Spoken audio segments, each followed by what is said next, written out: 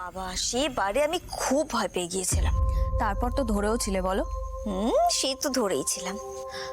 আচ্ছা মা, আজকে পুলিশ যে লোকটার ছবি দিয়ে গেল, তারা যে এত এত টাকার ডিমান্ড করছে, টাকার ব্যাগে ট্র্যাকার লাগানোর পরও ওদের ট্রেস করা যাচ্ছে না কেন? মানে তোমার কি মনে হয়? আমার আবার কি মনে হবে, শুনলি না লোকটা বলছিল যে ওরা নাকি মাঝপথ থেকে ওই ব্যাগ চেঞ্জ করে ফেলছে।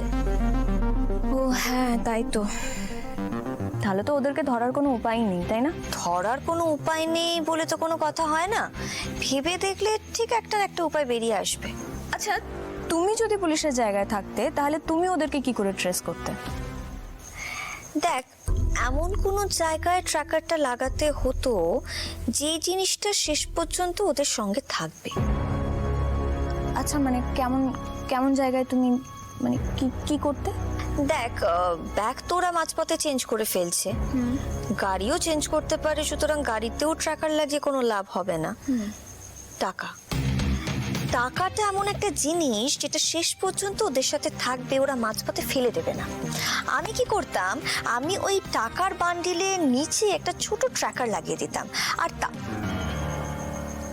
এক মিনিট, কি ব্যাপার বলতো পুটি, তুই হঠাৎ আমাকে এত প্রশ্ন করছিস কেন এটা নিয়ে? মানে তোর এই বিষয়টা নিয়ে এত কিসের কৌতূহল? আরে বাবা, আমি তো তোমার শুধু বুদ্ধিটা দেখছিলাম। তবে মা, তুমি জিনিয়াস বটে। একদম সমস্ত বাজে কথা বলে না আমাকে ভোলানোর চেষ্টা করবি না। আমি না তোর চোখ মুখ দেখে পরিষ্কার বুঝতে পারছি তোর এই বিষয়টা নিয়ে একটা কৌতূহল রয়েছে। ব্যাপারটা কি? আরে বাবা, আমার কেন কোনো কেন আবার কি? তোর তো যে কোনো উদ্ভট জিনিস দেখলেই মনটা সেদিকে ছোটার জন্য একেবারে উঠে পড়ে লাগে। পুটি, আমি কিন্তু তোকে পরিষ্কার বলে দিচ্ছি, তুই কিন্তু এসবের মধ্যে কোনো রকম ভাবেই ঢুকবি না, না হলে কিন্তু আমি মেরে তোর পিঠ ফাটিয়ে দেবো বলে দিচ্ছি। এ বাবা, মা তুমি যদি মেরে আমার পিঠ ফাটিয়ে দাও তাহলে আমায় দেখতে কেমন লাগবে গো? আমি তো পুরো কুঁজো হয়ে যাবো। পুটি, আমি কিন্তু সিরিয়াসলি বলছি কথাটা।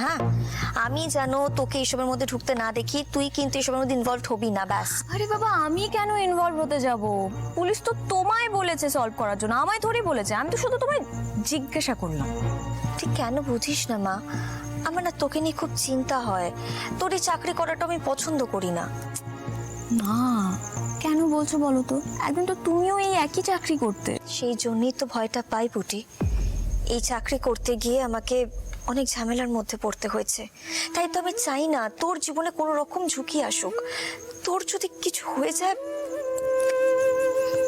আমার কিচ্ছু হবে না, তুমি আছো তো আমার।